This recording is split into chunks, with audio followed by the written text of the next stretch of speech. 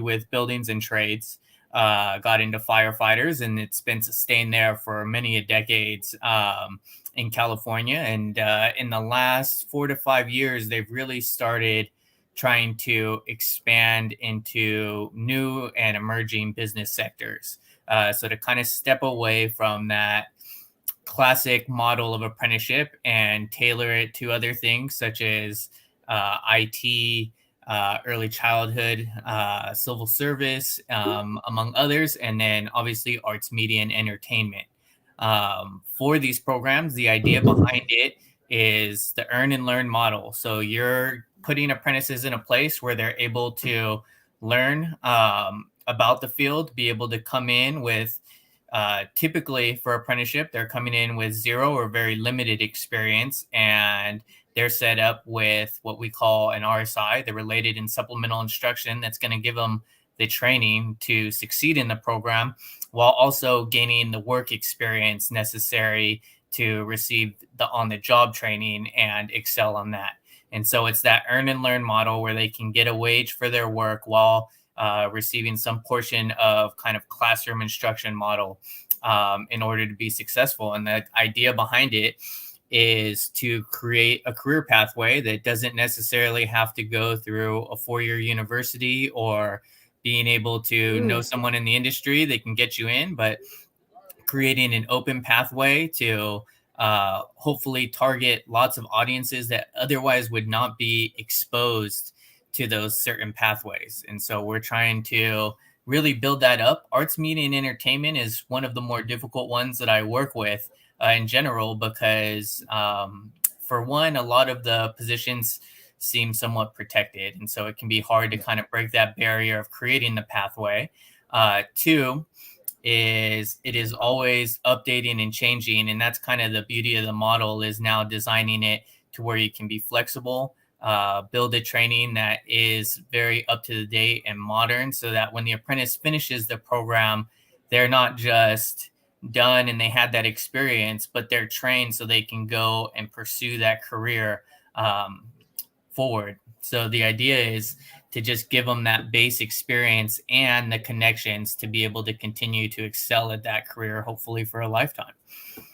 Wow, Doug, I mean, that is kind of the nuts and bolts that I haven't been able to speak to, and I'm recording this, so I definitely want to know how I can actually make sure that I frame what you've just said for all the people who are interested in the apprenticeship program, either to create their own or to be part of what we're doing.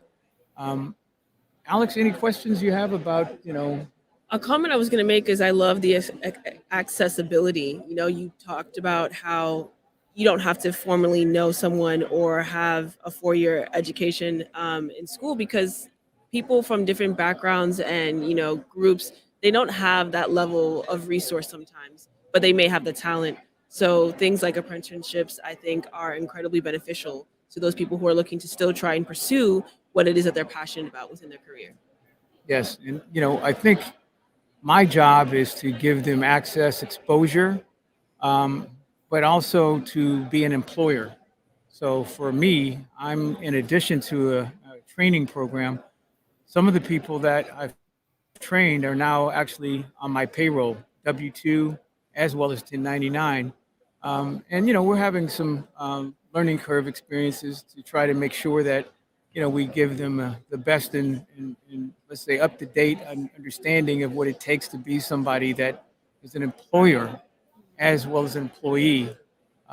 This isn't just an opportunity to get some training. It's really an opportunity to get a career started, as well as potentially be entrepreneurial about it and start your own business, which I like, is because I think this industry right now, we're on strike, and a lot of people have to realize they're going to do workarounds. Yeah. Got to figure out how to stay healthy and stay into a place where they can afford to pay their rent here in California or Los Angeles. And I don't know how I can do anything more than say that this is an inflection point to maybe do more than just give people on the job training, is giving them job training on how and where they're going to have to get more innovative and more just more competitive in trying to make sure for themselves that they can stay, in parity with all the things that are required, for people to kind of move through, not just getting, promotions, but really just being able to kind of have a capstone, experience. So I'm so proud to be involved with the apprenticeship program, and I can't wait for the next people that we onboard so that we can start, a new chapter and getting, more information about what not to do. Okay? And to that point, Alex, can you ask Doug? I'd like to have you ask him some of his more interesting experiences in dealing with apprenticeship programs, especially employees that are trying to make it, Hmm. but are falling a little short.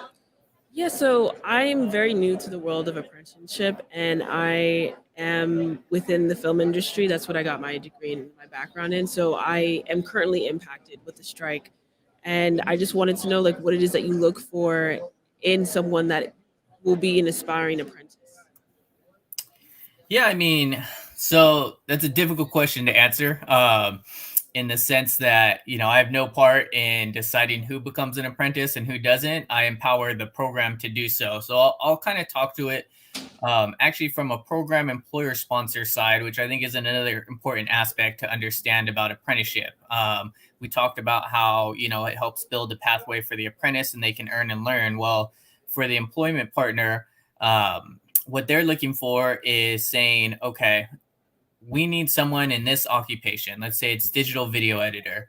We need them to take these kind of classes. We need them to have work experience. So not only have they taken the class, but they've shown that they can be successful.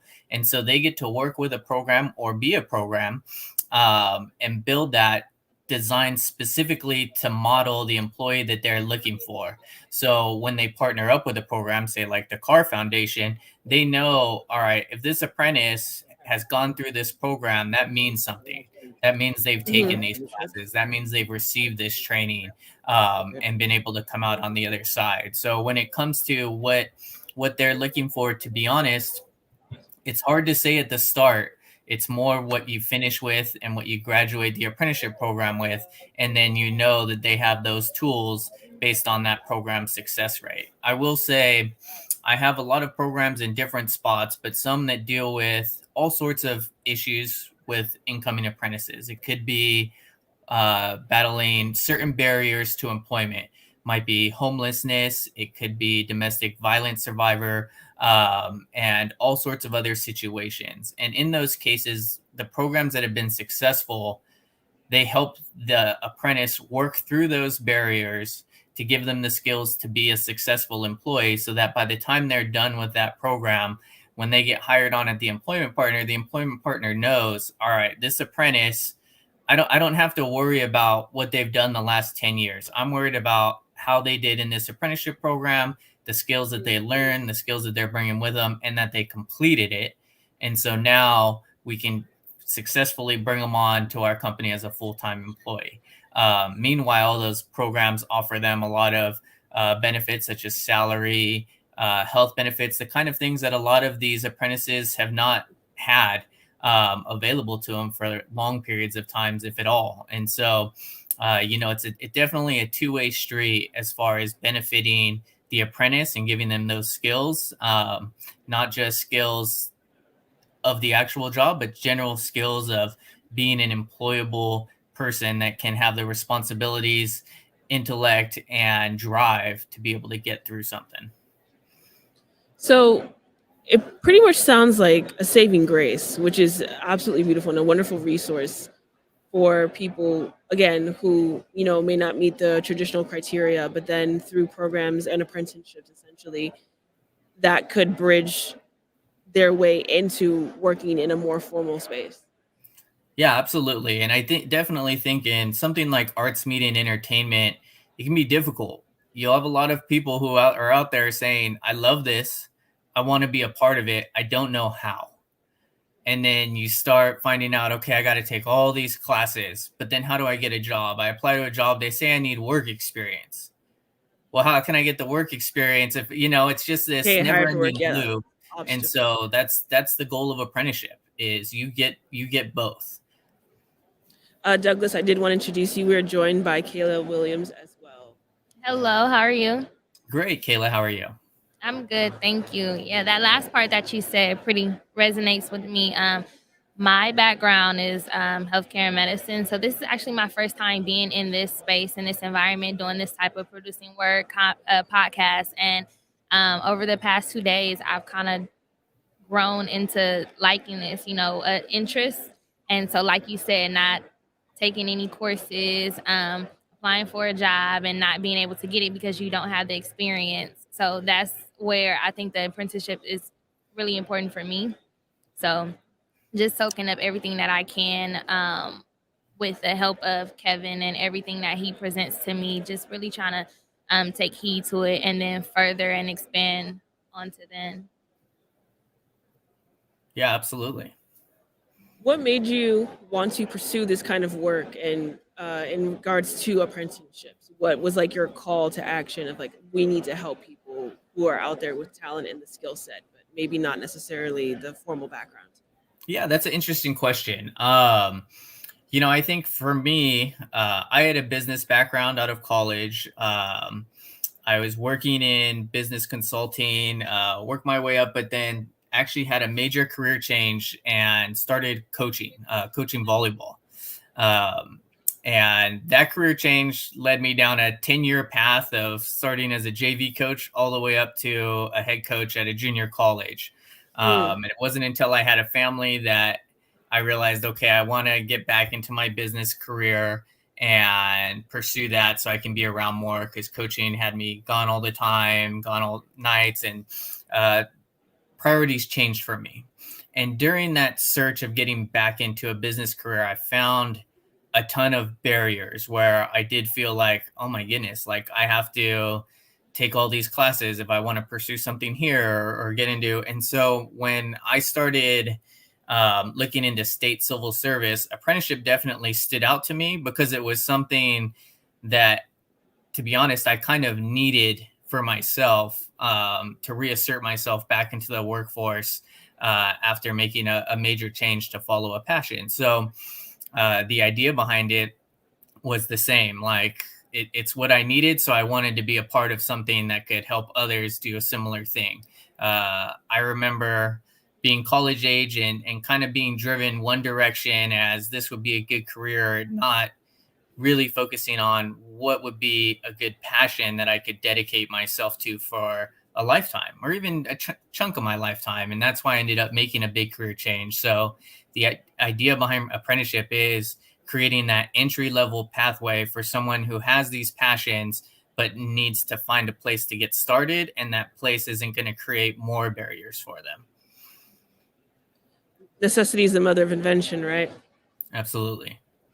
Is there anything else you wanted to ask him? Anything that's like coming to mind? This is such good information. Yeah, by the way. I'm processing a lot of what you're saying. Trying to remember everything. No, that's actually kind of inspired by it, I was, everyone that you meet here is already on like the top level, and then like your competition as far as others that's trying to network, they already have a certain level of education as well. So being presented with a program that kind of fits my situation best is pretty interesting. Yeah, absolutely. And I wish you guys the best of luck. I know Kevin's great, and he's highly motivated to make this program successful. And so we're proud of that at DAS, and we're proud of the work that you guys are doing this week for sure. Thank you so much for your time, Douglas. We're going to cut back to some more footage of the SIGGRAPH conference right now, but we really appreciate you taking the time to speak to us today. Yeah, absolutely. You guys have a wonderful rest of your day. Okay, you as well. You too. Bye-bye.